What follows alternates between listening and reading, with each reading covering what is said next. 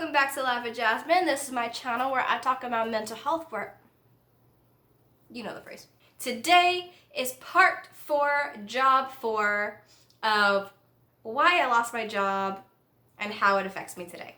In the last video, I talked about the honey shop, and that ended in June 2019.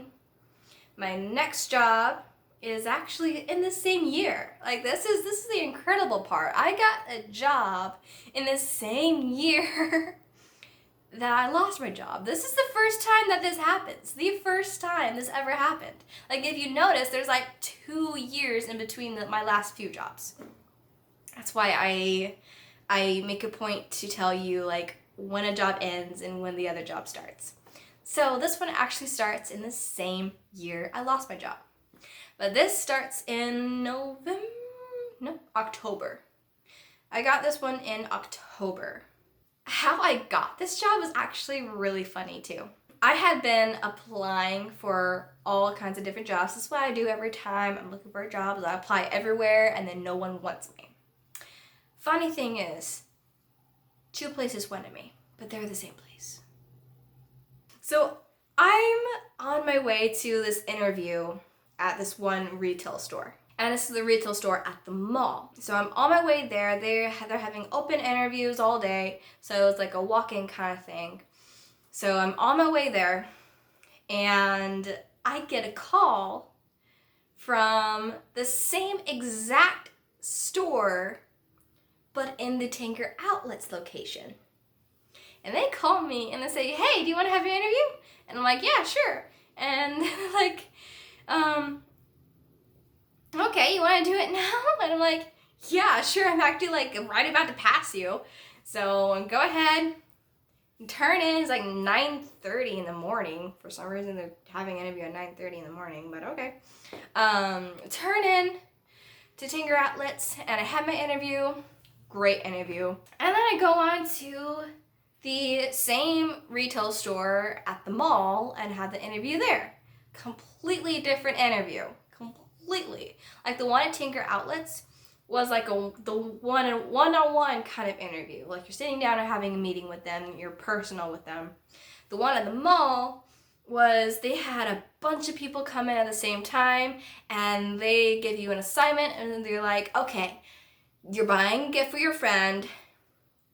What are you gonna pick out? And so I go and I find it and then they judge me on it. And I'm like, I'm buying a gift for my friend. My friend is Connor Cook. You have to understand our relationship to understand. If you want to understand our relationship, you can actually, you can click on the link below to kind of get an idea of our relationship. A staple in our relationship is The Lion King. And so they're telling me to go find a gift for my friend. I go and find a Lion King hoodie. And then I come back and I show them and I tell them why I picked a Lion King hoodie. Because I'm like, you made the mistake of telling me to buy something for my friend. Well, there you go, 2 interviews done. Then I get a call later that day from the Tinker Outlets store and they say, hey, we want to hire you. And then I get another call right after that from the mall store and they also say that they want to hire me. I just find that really ironic. I went ahead and picked the one that I felt more personal with. I felt like the one and the mall, they were gonna be more like have a boss and staff relationship where there is no relationship and that they're going to be controlling you and call you out on any mistakes that you make. That's the kind of vibe that I got there, and the vibe that I got from the one in Tinker Outlets where they were more personal with me. I actually got to sit down and talk to the girl and get to know her personality a little bit more. And I also had a friend that worked in that same place and they had her picture on the wall. and they loved her. I felt like they were gonna be more open and understanding about mental health and be more patient with me, and that was gonna be a more happy environment. And yes, it was. Like, the people there, they were all really happy and supportive and kind and fun. The job itself, I didn't like too much. The jeans stressed me out because there's way too many jeans. A lot of jeans. It doesn't make sense. Like, why do you need so many jeans? One problem that I faced there was feeling out of place, because I felt like there were so many people working at that time, and everyone's moving, everyone's knowing what needs to be done, they know where to go, and everyone's doing it. And so I'm just standing around and I'm like, what is there for me? Where is my place here? Having that feeling triggers depression.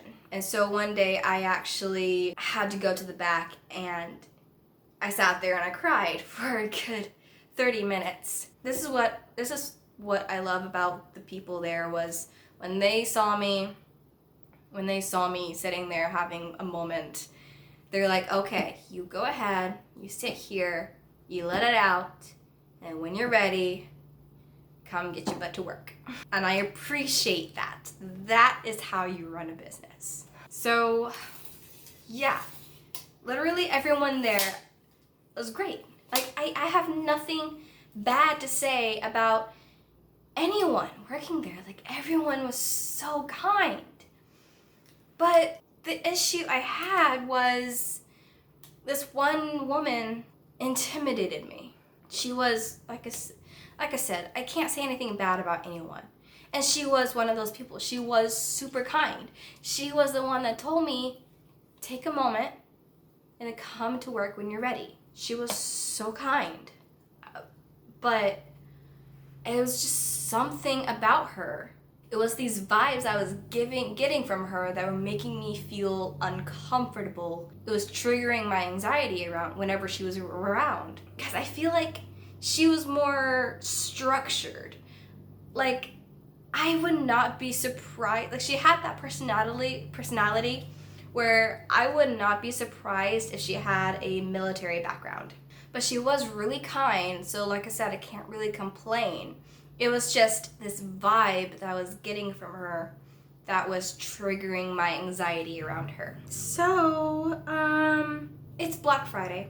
And this is the first Black Friday that I have ever worked. They scheduled me for 11 p.m. to 8 a.m. So this is my first ever overnight shift. To stay up all night and deal with this crowd, which the crowd I really don't mind that much. I do not have social anxiety. I don't have any problem with crowds. It's just on busy days, it drains my energy. That's the only problem I have with it. However, in the position I had at this job, all I had to worry about was stocking and organizing the product, which was great. Like, if I had to be focusing on customers, that would have been a really bad situation for me. But since all I had to do was focus on the product and organizing and cleaning, I was okay with it. That was no issue. Issue was, it's 5 o'clock in the morning. I'm tired. And all night, it was going great. Like, it was all right. I was getting through it. It was fine. But 5 o'clock comes, and this lady comes in. She comes in to take her shift. And for some reason, immediately, my mood changes. And so I'm giving her this kind of cold shoulder. I'm like sitting on the floor and putting away these flip-flops. I'm like organizing these flip-flops or whatever. We have these communicators, walkie-talkies and headsets and whatnot. But as soon as she gets on, like, she's giving me the feeling that she's looking over my shoulder. Like, she's always over the comms saying, don't do this or go do that. And I felt like that she was always looking over my shoulder. So I'm sitting on the floor organizing these flip-flops, and she scolds me for sitting on the floor. She says, "Don't sit on the floor." I just had a really bad attitude toward her for talking to me like that. And then she herself got a little attitude, and then she told me, "All right, let's go to the back, let's talk." And then, like I said before in my last video, like, that is a big warning to me. That is a trigger for me and a red flag, and I got this freaking thing stuck in the table. I go to the back, and already my anxieties started to show itself. Like, I'm shaking, and I'm about to have an anxiety attack. She and I go to the back. You know, she just asked me, like, what's going on? And I'm just like, I didn't even know what was going on. I had no idea why I was acting this way, why I was feeling this way, and so I didn't really have any words. And so all the managers just came over, and they're trying to just get me to calm down, and I'm like crying, I'm shaking, I'm panicking. All the managers come over, and they're just trying to, like, talk to me, like, what's going on? And I had no idea. And then I suddenly just exploded. I started screaming, and I was just crying, and I just, like, I couldn't. I was panicking. I had no idea what was going on. They told me to leave, and I'm like, yeah, okay, I'm leaving. I left. I clocked out, and I grabbed my stuff, and I walked out. And it's 5 a.m. and so it's dark out, and I go outside, and it's cool because it's November. And so I'm sitting outside in the cold and on this bench, and I'm just having this complete breakdown. And I still had no idea why, like, what just happened. I sit there for a moment before I decided that I could drive. And it was a long walk too, because, like, it was Black Friday, so we had to park in, like, a completely obscure place. So I had to walk all the way around the buildings to this parking lot that's in, like, the very back. It was like a dirt road parking lot. And I got in my car, and I'm still recovering. Like, after having an attack like that, depression is triggered, and my energy is drained. And so I really can't really function too well. I'm just kind of more like in a shell state. So I finally get home, and I get into bed, and then I think. Whenever I'm in bed, I think. And so I'm thinking, and I finally realized what had happened, and I had a panic attack. That's what it was, is I had a panic attack. That was the first time I had ever identified any of my episodes as an anxiety attack or a panic attack. I was able to identify that, and so I called the store, and I talked to one of the managers, and I told her, hey, I know what happened just now. I know what happened. I just realized it. It was a panic attack. And I told her that just to clear things up, just to have some closure. Like, I know what happened now. I know what went wrong. I understand. And that's the whole reason I told her that. But this is what she said to me. She said, it was no excuse for me to act that way. She invalidated me having some sort of panic attack and said that it was no excuse for me to have a panic attack. That makes no sense. Ow. Afterwards, I had to come in a couple days later, have a meeting with the general manager. So I came in, and he's, once again, like, he's patient, he's kind, he's not, like, scolding me for anything. He just needed to talk to me about what happened. And so I told him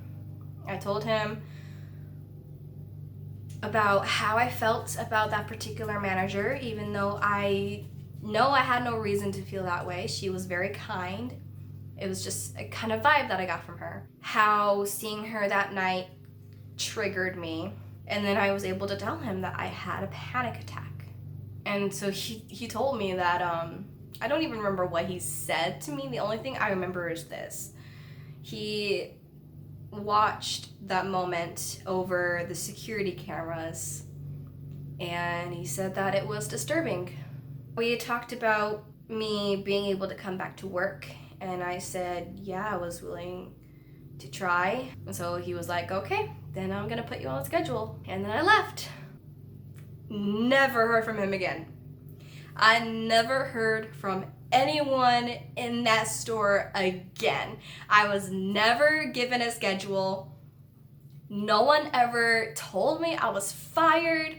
I technically did not quit officially. I never heard from anyone again. I've never even seen anyone from that store again.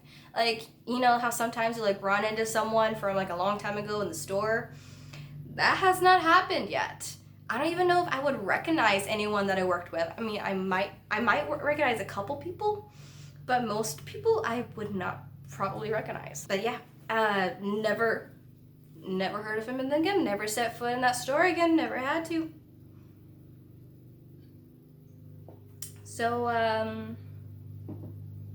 that was it. Okay, well, thank you guys for watching. Please stay tuned for the rest of my